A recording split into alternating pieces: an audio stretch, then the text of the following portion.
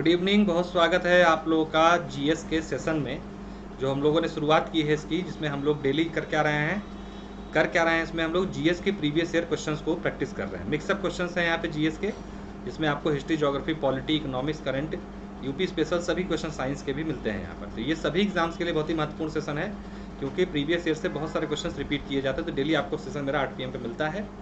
तो स्वागत है सभी लोगों का India largest learning platform Unacademy में। और एक छोटे से परिचय के साथ सेशन की करेंगे शुरुआत। मेरा नाम प्रशांत शुक्ला है। मैंने लोक प्रशासन से MA किया है, LLB हूँ। हिस्ट्री, पॉलिटी, करंट अफेयर का सेशन लेता हूँ। अनअकैडमी किसी भी कोर्स में एडमिशन लेना हो, आप मेरा रेफरल कोड PS10 यूज करके 10% डिस्काउंट प्राप्त कर सकते हैं। बात करें अनअकैडमी लर्निंग ऐप पे आना कैसे, तो प्ले स्टोर से अनअकैडमी लर्निंग ऐप डाउनलोड करना है, मोबाइल नंबर डाल के खुद को रजिस्टर कर लेना। सर्च गोल में आपको सर्च करना है यूपी PSC यूपी SSC। आपको फ्री क्लासेस टेस्ट सीरीज दिखाई देने लगेंगे। उसको अनलॉक करने के लिए मेरा कोड PS10 डाल के अनलॉक कर सकते हैं आप। एडवांटेजेस की बात करें तो कभी भी कहीं भी recorded live session, best educator से इन्फ्लुएंस होने का मौका, बेस्ट कॉरेस्पॉन्डेंस कोर्सेस आपको मिलते हैं, स्टडी सेशन, मास्टर क्लासेस आपको मिलती हैं, अनलिमिटेड क्विजेस मिलता है, स्टडी मटेरियल PDF फॉर्मेट में, multiple live doubt clearing sessions आपको यहाँ पर मिलते हैं। देखिए शानदार 15,000 प्रैक्टिस क्वेश्चन पेपर यहाँ पर उपलब्ध हैं। ऑब्जेक्टिव टेस्ट होते हैं हर हफ्ते, mains test series model answer के साथ मिलती है आपको। 10 साल के पुराने प्रीवियस ईयर क्वेश्चंस भी यहाँ पर आपको देखने को मिलते हैं। फ्री टेस्ट सीरीज सौर्य नाम की UPSI के लिए हम मंडे टू फ्राइडे आयोजित की जाए शाम को 6 बजे। आप लोग इसको कर सकते हैं अनअकैडमी ऐप पे जाके। अनलॉक करने के लिए मेरा कोड PS10 यूज करके अनलॉक कर सकते हैं। मिशन खाकी नाम का बैच है, जो टेस्ट सीरीज यहाँ पर चलाई जा रही है UPSI के लिए। प्रॉपर टेस्ट सीरीज है, 2 PM पे हर संडे को आयोजित हो रही है। ये हर 100 सवालों की सीरीज होती है। ये ऑफर चल रहा है 12 महीने कोर्स पे 3 एक्स्ट्रा महीने, 24 महीने कोर्स पे 4 एक्स्ट्रा मंथ का। 5 अक्टूबर से करंट अफेयर का एक बैच शुरू हो रहा है, प्रज्ञा नामक बैच। कोर्सेज में अन्य की बात करें, देखिए उन्नत नामक एक नया बैच 1 अक्टूबर से शुरू हो चुका है आपका, जो कि क्रैश कोर्स है पूरी तरीके से लेखपाल के मेंस के लिए। इसमें सारे टीचर्स की क्लासेस आपको मिल रही हैं। इसी क्रम में मेरी भी क्लासेस आपको 7 अक्टूबर से मिल रही हैं। आप इसको भी ज्वाइन कर सकते हैं। ज्वाइन करके रूरल डेवलपमेंट और बाकी चीज़ें मुझसे ज्वाइन कर सकते हैं। सारे सब्जेक्ट यहाँ पे कवर कराया जा रहा है। प्रज्ञा नामक एक बैच जो कि करंट अफेयर और यूपी स्पेशल का है, इसको भी ज्वाइन कर सकते हैं। बच्चों में कन्फ्यूजन होता है upper lower RO, UPSI, UP SSC, लेखपाल B और ऑप्शनल सब्जेक्ट के कोर्सेज को कैसे क्या अलग अलग एडमिशन लेना पड़ेगा, तो मैं बताऊँ सिंगल सब्सक्रिप्शन में सारी चीज़ें आपको मिल जाती हैं। फीस की बात करें तो 24 महीने की फीस मात्र 12,240 रुपये है। मंथली 510 रुपये महीने पे ले सकते हैं। 12 महीने की फीस आपकी 8,415 रुपये है। मंथली 701 पेमेंट ले सकते हैं। 6 महीने की फीस आपकी 6,885 रुपये है। 1,148 रुपये मंथली पेमेंट ले सकते हैं। ऑफर के तहत यहाँ पर 4 एक्स्ट्रा मंथ और यहाँ पर 3 एक्स्ट्रा मंथ का इस टाइम मिल रहा है। यहाँ पे 10% डिस्काउंट के लिए आपको मेरा कोड PS10 यूज करके 10% डिस्काउंट प्राप्त कर सकते हैं। एक सुपर कॉम्बो सब्सक्रिप्शन है बिहार और यूपी का, आपको पता 67 BPSC के फॉर्म आ चुके हैं। आप फॉर्म भर लीजिए। इसमें आप बिहार और यूपी कंबाइंड तैयारी कर सकते हैं सब्सक्रिप्शन कोर्स लेके 6 महीने 12 महीने की। यहाँ पे भी 10% डिस्काउंट आपको मिल जाएगा मेरे रेफरल कोड के माध्यम से। बक्स बाउंड्री कार्यक्रम के तहत किसी वीडियो पे कोई इशू है कंटेंट पर, तो आप इसकी शिकायत अनअकैडमी कर सकते हैं। फ्री सेशंस स्पेशल क्लास पे आपको मिलते हैं अनअकैडमी ऐप पर विद PDF नोट्स। आप ज्वाइन कर सकते हैं फ्री क्लासेस। डिस्क्रिप्शन बॉक्स में मेरी प्रोफाइल का लिंक है, उसको आप फॉलो कर सकते हैं मेरी प्रोफाइल। वहाँ पे आपको फ्री क्लासेस मिल जाएंगे, मेरे साथ साथ अन्य एजुकेटर्स की भी। आप किसी भी क्लास को ज्वाइन करने से पहले आपसे कोड मांगा जाएगा, तो अनलॉक करने के लिए मेरा कोड PS10 डाल के अनलॉक कर सकते हैं। चलिए, तो हम लोग अपना जो GS सेशन लेके चल रहे हैं, आपको 8 PM पे डेली सेशन मिल रहा है। आप इसको जरूर करें, बहुत अच्छा प्रैक्टिस सेशन है ये सभी के लिए। तो चलिए शुरुआत करते हैं।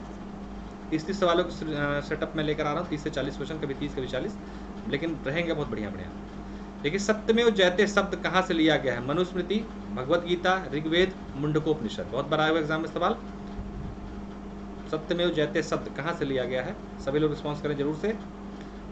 कहाँ से लिया गया है? मुंडकोपनिषद से। ध्यान दीजिएगा, बिल्कुल ठीक उत्तर आ रहा है आप सभी लोग का। मुंडकोपनिषद से जो है शब्द लिया गया है सत्यमेव जयते। भारतीय दर्शन की प्रारंभिक शाखा कौन सी मानी जाती है? सांख्य, मीमांसा, वैशेषिकी या चार्वाक? प्रारंभिक शाखा किसको मानते हैं, किस दर्शन को? क्वेश्चन नंबर 2, फटाफट रिस्पॉन्स कीजिए सभी लोग। बहुत अच्छे, ए उत्तर आ रहा सभी लोग का। बिल्कुल ध्यान दीजिएगा, सांख्य दर्शन कपिल मुनि का जो है, इसे भारतीय दर्शन की प्रारंभिक शाखा के रूप में देखा जाता है। अगला सवाल, बुद्ध के उपदेश किससे संबंधित है? आत्मा संबंधी विवाद, ब्रह्मचार्य, धार्मिक कर्मकांड या आचरण की शुद्धता व पवित्रता? जल्दी जल्दी रिस्पॉन्स करेंगे, बढ़िया बढ़िया सभी लोग। बहुत अच्छा और कई बार आया हुआ सवाल है ये। तो बुद्ध के उपदेश किससे संबंधित है भाई? डी उत्तर आ रहा सभी लोग का। बहुत अच्छे, आंसर है डी, आचरण की शुद्धता व पवित्रता से संबंधित है आपके बुद्ध के उपदेश। अगला सवाल है, मालवा, गुजरात एवं महाराष्ट्र किस शासक ने पहली बार जीता? बड़ा अच्छा सवाल। मालवा, गुजरात और महाराष्ट्र का क्षेत्र है, वो पहली बार किस शासक ने जीता था? हर्ष, स्कंदगुप्त, विक्रमादित्य, चंद्रगुप्त मौर्य। क्वेश्चन नंबर 4, जल्दी से रिस्पॉन्स करिए क्वेश्चन नंबर 4 पे सभी लोग। तो डी उत्तर आ रहा, बिल्कुल ठीक है। ध्यान दीजिएगा, चंद्रगुप्त मौर्य ने जो है पहली बार मालवा, गुजरात और महाराष्ट्र का जो है क्षेत्र जीता था। किसने? मालवा, गुजरात और महाराष्ट्र का क्षेत्र पहली बार विजित करने वाला शासक कौन था? चंद्रगुप्त मौर्य। कुषाण शासक कनिष्क का राज्याभिषेक किस सन में हुआ था? तो कनिष्क, पहले तो ये जान जाइए किसके थे? कुषाण वंश के शासक थे, ये प्रसिद्ध शासक थे कुषाण वंश के। पूछा जा रहा किस सन में इनका जो है राज्याभिषेक हुआ? 178 BC, 101 AD, 58 BD या 78 AD? क्वेश्चन नंबर 5, सभी लोग रिस्पॉन्स जल्दी से करें। क्वेश्चन नंबर 5 बिल्कुल ठीक है आंसर, सभी लोग का आंसर है 78 AD में जो है कुषाण शासक कनिष्क का क्या हुआ था? राज्याभिषेक हुआ था। ठीक है, अगला सवाल है, सांची का स्तूप किस शासक ने बनवाया? बिंबिसार, अशोक, हर्षवर्धन या पुष्यमित्र? किसने सांची का स्तूप? कहाँ है सांची का स्तूप? मध्य प्रदेश में है। किस शासक ने बनवाया पूछा जा रहा आपसे। क्वेश्चन नंबर 6, रिस्पॉन्स करें सभी लोग। तो बिल्कुल ठीक है, आंसर है अशोक। ध्यान दीजिए, किसने बनवाया? अशोक ने बनवाया। ठीक है, रामानुजाचार्य किससे संबंधित थे? भक्ति, द्वैतवाद, विशिष्टाद्वैतवाद या एकेश्वरवाद? क्वेश्चन नंबर 7, रामानुजाचार्य, सी, बहुत बढ़िया। तो आंसर क्या है? सी। ध्यान दीजिएगा, विशिष्ट द्वैतवाद से संबंधित थे रामानुजाचार्य। ठीक है, खजुराहो का कंदरिया महादेव मंदिर, तो पहले ये जानिए कंदरिया महादेव मंदिर कहाँ है? खजुराहो में है। ये किसने बनवाया था? किस वंश के शासकों ने? परमार, चेदी, राष्ट्रकूट या चंदेल? क्वेश्चन नंबर 8, किन शासकों ने बनवाया भाई खजुराहो का कंदरिया महादेव मंदिर? बहुत अच्छे, सभी लोग का डी उत्तर आ रहा, बिल्कुल डी उत्तर सही है। आंसर है चंदेल। ध्यान दीजिएगा, चंदेलों ने जो है खजुराहो का कंदरिया महादेव मंदिर बनवाया था। चोलों का राज्य किस क्षेत्र में फैला था? विजयनगर क्षेत्र, मालाबार तट, डोयल या कोरोमंडल तट या दक्कन का कुछ भाग? कहां तक फैला था चोलों का साम्राज्य? चोल साम्राज्य का क्षेत्रफल कहां था? क्वेश्चन नंबर 9, बहुत बढ़िया, आंसर है डी, कोरोमंडल तट और दक्कन के कुछ भाग में जो है चोल साम्राज्य विस्तारित था आपका। अगला सवाल, मीनाक्षी मंदिर कहाँ स्थित है? तंजौर, मेखला, मदुरई या महाबलीपुरम? मीनाक्षी मंदिर कहाँ स्थित है? क्वेश्चन नंबर 10, बिल्कुल ठीक है, मदुरई। ध्यान दीजिएगा, मीनाक्षी मंदिर कहाँ है? बहुत प्रसिद्ध मंदिर है, मदुरई में। पृथ्वी का निकटतम ग्रह कौन सा है? चंद्रमा, शुक्र, मंगल या बुध? क्वेश्चन नंबर 11, सबसे नजदीक ग्रह पृथ्वी के कौन सा है? इसे पृथ्वी की बहन भी कहा जाता है। बिल्कुल सही उत्तर आ रहा है, आंसर है शुक्र। ध्यान दीजिएगा, वीनस, शुक्र जो है पृथ्वी का सबसे निकटतम ग्रह है। ठीक, अगला सवाल है, सूर्य ग्रहण कब होता है? चतुर्थांश चंद्रमा के दिन, प्रतिपदा, न्यू मून डे, किसी दिन या पूर्णिमा? सूर्य ग्रहण क्वेश्चन नंबर 12 कब होता है? न्यू मून्स डे यानी प्रतिपदा को। ठीक, संगमरमर क्या है? अवसादी चट्टान, तलछटनी चट्टान, कायांतरित चट्टान या आग्नेय चट्टान? किस प्रकार की चट्टानें हैं संगमरमर? क्वेश्चन नंबर 13, रिस्पॉन्स करिए, बहुत बार आया हुआ सवाल है, ज्योग्राफी का अच्छा क्वेश्चन है। तो किस प्रकार का है भाई? आंसर है आपका कायांतरित चट्टाने। क्या है संगमरमर? कायांतरित चट्टाने हैं। ठीक है, क्वेश्चन नंबर 13। शू नहर जोड़ती है तुरान और अंटोरियो को, बंगाल और त्रिपुरा को, सुपीरियर और मिशिगन को या सुपीरियर और हारून को? वर्ल्ड ज्योग्राफी का सवाल है, बहुत इंपॉर्टेंट सवाल, क्वेश्चन नंबर 14, बहुत बड़ा है। शू नहर किसको जोड़ती है भाई? फटाफट रिस्पॉन्स करें सभी लोग। क्वेश्चन नंबर 14 किसको करती है? सुपीरियर और हारून। देखिए, लाइक और शेयर एक बार जरूर कर दी। चैनल क्या कहते हैं कि क्लास को शेयर अपने दोस्तों के साथ करते रहें, बिल्कुल भूले ना भाई, अपने दोस्तों के साथ शेयर कीजिए क्लास को। देखिए, महत्वपूर्ण कंटेंट आप लोगों तक उपलब्ध कराया जा रहा है। क्विक रिवीजन सीरीज में लेकर चल रहा हूँ ये, ताकि जो अब जितने भी एग्जाम होने वाले हैं, नया नहीं पढ़ना है, रिवीजन करना है। ठीक है, जितना भी एग्जाम होने वाला है, पीसीएस का एग्जाम हो, चाहे आरओ का एग्जाम हो, चाहे इलाहाबाद हाईकोर्ट का हो, यूपीएसआई हो, लेखपाल मेंस हो, अब क्या है, रिवीजन बहुत जरूरी है। तो कंबाइंड रिवीजन का सेशन आप लोगों के लिए उपलब्ध कराया जा रहा है मेरे द्वारा। मिक्स होगा, कभी कभी स्पेशल टॉपिक का कोई होगा, मतलब रहेगी जीएस का ही पार्ट। ठीक है, तो शू नहर किसको जोड़ती है? सुपीरियर और हारून को। महासागरों में ज्वार भाटा की उत्पत्ति का क्या कारण है? 4 विकल्प में पढ़े फटाफट। रिस्पॉन्स बताएं। क्वेश्चन नंबर 15, और अनअकैडमी के किसी भी कोर्स में एडमिशन लेना और रेफरल कोड के रूप में मेरा कोड PS10 यूज कर सकते हैं आप लोग। 12 महीने के स्कीम पर आपको 12 महीने के सब्सक्रिप्शन 3 एक्स्ट्रा मंथ और 24 महीने के सब्सक्रिप्शन पे 4 एक्स्ट्रा मंथ का इस टाइम पे मिल रहा है। मंथली पेमेंट ऑप्शन भी उपलब्ध है। 10% डिस्काउंट के लिए मेरा रेफरल कोड यूज करके 10% डिस्काउंट प्राप्त कर सकते हैं। आंसर है आपका सूर्य और चंद्रमा के संयुक्त प्रभाव से, ध्यान दीजिएगा, ज्वार भाटा जो है महासागरों में उत्पन्न होते हैं। तो कभी क्वेश्चन आ जाए, अधिकतर लोग जानते हैं कि ज्वार भाटा का संबंध सिर्फ चंद्रमा से होता है, नहीं, ध्यान दीजिएगा, सूर्य और चंद्रमा के संयुक्त प्रभाव से। विश्व की सबसे गहरी समुद्र गर्त कौन सी है? नारहट्टन, चैलेंजर, मैनहट्टन या रिचार्ड्स? बताएं। क्वेश्चन नंबर 16, सबसे गहरी समुद्र गर्त अभी कुछ दिन पहले चर्चा में भी थी। आंसर है चैलेंजर। ध्यान दीजिएगा, प्रशांत महासागर में सबसे गहरी गर्त चैलेंजर है। ठीक है, चैलेंजर। ऑस्ट्रेलिया स्थित कालगुरली किसके लिए विख्यात है? स्वर्ण उत्पादन, उत्तम जलवायु, शिक्षा केंद्र या मुर्गी पालन? तो काल, पहले से ये भी सवाल आता है मैच करने के लिए, कालगुरली कहाँ है भाई? कालगुरली ऑस्ट्रेलिया में है। किस लिए प्रसिद्ध है? स्वर्ण खाने हैं यहाँ पर, स्वर्ण उत्पादन के लिए। ठीक है, इसलिए फेमस है, स्वर्ण उत्पादन के लिए। अगला सवाल है, विश्व का चीनी का कटोरा किसे कहते हैं? विश्व का चीनी का कटोरा, क्यूबा, चिली, भारत या हवाना? जल्दी जल्दी रिस्पॉन्स कर दीजिए सभी लोग। विश्व का चीनी का कटोरा किसे कहा जाता है? बहुत बार आया हुआ सवाल एग्जाम में है। तो क्यूबा, ध्यान दीजिएगा, बिल्कुल सही उत्तर आ रहा सभी लोगों का, क्यूबा। क्यूबा जो है उत्तरी अमेरिका में है, और क्यूबा जो है क्या है? चीनी के कटोरे के नाम से प्रसिद्ध है। यहाँ की चीनी जो है बहुत मीठी होती है और काफी मात्रा में उत्पादित होती है। विश्व में लौह अयस्क उत्पादन में प्रथम स्थान, 4 दिए गए विकल्पों में। क्वेश्चन नंबर 19, विश्व में लौह अयस्क में प्रथम स्थान, तो इन 4 दिए गए विकल्पों में लौह अयस्क में उत्तर बिल्कुल सही दे रहे हैं आप लोग। उत्तर है भारत। ध्यान दीजिएगा, आयरन ओर में जो है भारत प्रथम है। हालांकि क्वालिटी अच्छी हो ना हो, लेकिन नंबर 1 है भाई। सूर्योदय के देश के नाम से देश प्रसिद्ध है? नॉर्वे, जापान, ब्रिटेन या फिनलैंड?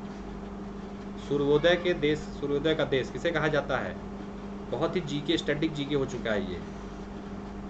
सूर्योदय के देश के नाम से जाना जाता है। बहुत बढ़िया, सभी लोग उत्तर सही आ रहा है। आंसर है जापान। क्यों? अपनी पूरा पूर्वी क्षेत्र में स्थित है पृथ्वी के ये, तो सूर्य जब निकलता तो सबसे पहले यहाँ दिखाई देने के कारण इसे जो है ये नाम दिया गया है।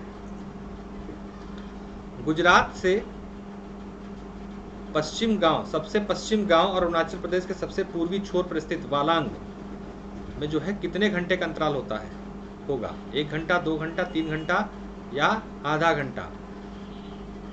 जो अंतर देखने को मिलता है अरुणाचल प्रदेश यानी कि पश्चिम और पूरब में, तो कितने का लगभग होता है? 2 घंटे का जो है अंतराल देखने को आपको मिलेगा। ठीक है, 2 घंटे का समय अंतराल आपको देखने को मिलता है।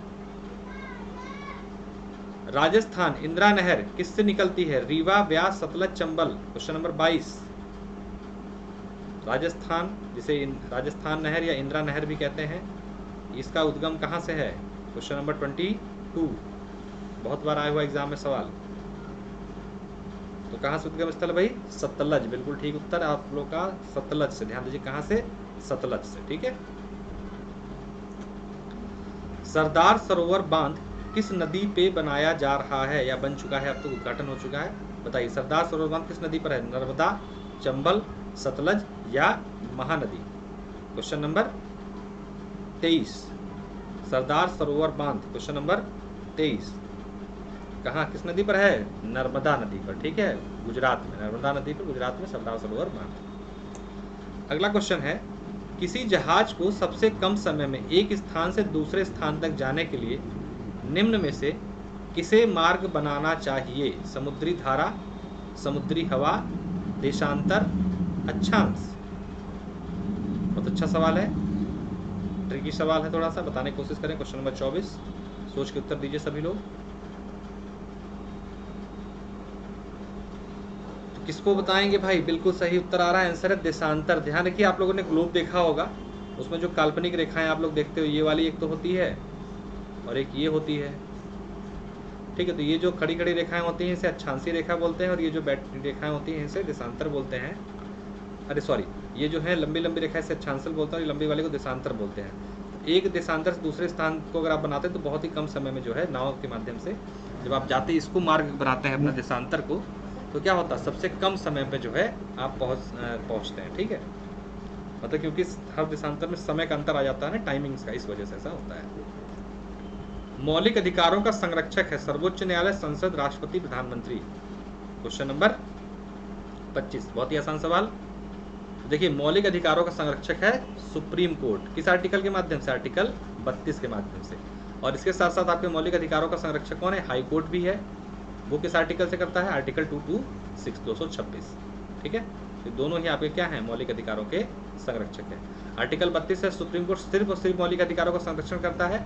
वही आर्टिकल 226 के माध्यम से सुप्रीम कोर्ट आपके fundamental rights plus constitutional rights के भी आपकी रक्षा यहाँ पर इसके माध्यम से आप जा सकते हैं। तो कैबिनेट में सम्मिलित होते हैं मंत्री स्तर के सभी मंत्री, केवल कैबिनेट मंत्री और राज्य मंत्री, कैबिनेट राज्य और उप मंत्री। देखिए, इंपॉर्टेंट सवाल है ये। अभी कुछ दिन पहले आपको पता है कि भारत सरकार के कैबिनेट का विस्तार हुआ था, और अभी 2-3 दिन पहले यूपी सरकार के भी क्या कहते हैं कैबिनेट का विस्तार हुआ है। तो ऐसे में कैबिनेट पर सवाल पूछा जा सकता है कि भाई कैबिनेट सरकार में जो कैबिनेट होती है उसमें होते कौन कौन है? क्या होगा 26 का उत्तर? बिल्कुल सही उत्तर आ रहा है आप लोग का, आंसर है केवल कैबिनेट मंत्री। ध्यान दीजिएगा, भारतीय संविधान में कैबिनेट शब्द का प्रयोग सिर्फ और सिर्फ आर्टिकल 352 में किया गया है, जहां पर राष्ट्रीय आपातकाल की बात जहां पर की गई है वहीं पर जो है क्या किया गया है, इसका प्रावधान किया गया है, ठीक है, कैबिनेट शब्द का, और कहीं पे नहीं है। ऑपरेशन फ्लड 2 का संबंध किससे है? बाढ़ की रोकथाम, दुग्ध आपूर्ति, मत्स्य उत्पादन, स्वच्छ जलापूर्ति। बताएं। Operation flood 2, question number 27। Operation flood 1 और फ्लड 2 दोनों जो संबंधित हैं दुग्ध आपूर्ति या दुग्ध उत्पादन को बढ़ाने के लिए ये ऑपरेशन फ्लड चलाए गए थे, पार्ट 1 पार्ट 2 के नाम से। निम्न में कौन सा कर केंद्र सरकार नहीं लगाती? इसका मतलब कौन लगाएगा? राज्य सरकार लगाएगी। उपहार कर, मनोरंजन कर, व्यक्तिगत आयकर या निगम कर, कौन सा इनमें से जो है आपका केंद्र सरकार नहीं लगाती भाई? Question number 28। रिस्पॉन्स करें सभी लोग। तो बिल्कुल ध्यान दीजिएगा, मनोरंजन कर, इंटरटेनमेंट टैक्स कौन लगाता है? स्टेट गवर्नमेंट लगती है।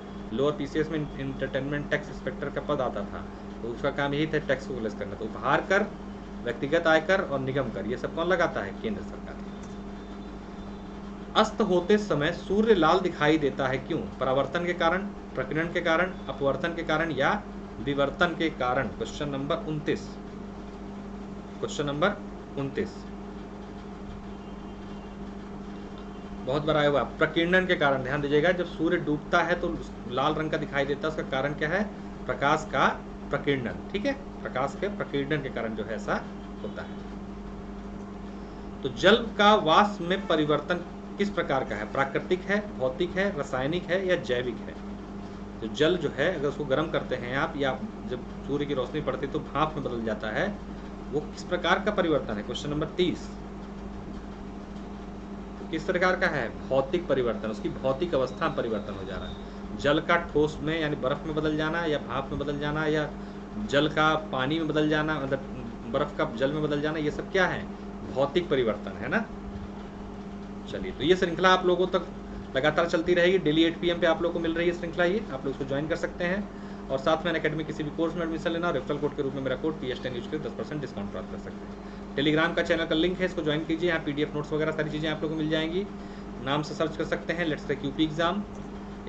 और इसके साथ साथ बहुत बहुत धन्यवाद है आप लोगों को। लेकिन साथ साथ आप लोग लाइक और शेयर जरूर कर दीजिए। जिसने चैनल सब्सक्राइब ना किया हो, चैनल सब्सक्राइब अवश्य कर ले, ताकि आप लोगों को महत्वपूर्ण अपडेट्स, नोटिफिकेशन, PDF नोट्स सारी चीज़ें मिलती रहें। अनअकैडमी किसी भी कोर्स में एडमिशन लेना और रेफरल कोड मेरा कोड PS10 जरूर यूज करें। आप लोग को 10% डिस्काउंट उपलब्ध सभी ऑफर मिल जाएगा। 24 महीने कोर्स पे 4 एक्स्ट्रा मंथ का सब्सक्रिप्शन और 12 महीने कोर्स पे 3 एक्स्ट्रा मंथ का सब्सक्रिप्शन मिल रहा है। तो करंट अफेयर के लिए आप मेरी अनअकैडमी ऐप वाली क्लासेस कर सकते हैं, जिसका डिस्क्रिप्शन बॉक्स में लिंक दिया है। प्रोफाइल फॉलो कर लें, आपको वहाँ पर क्लासेस और PDF नोट्स सभी कुछ मिल जाएंगे। तो बहुत बहुत धन्यवाद, नमस्कार। मिलते हैं फिर अगले सेशन में GS प्रीवियस ईयर क्वेश्चंस के। बहुत बहुत धन्यवाद, नमस्कार।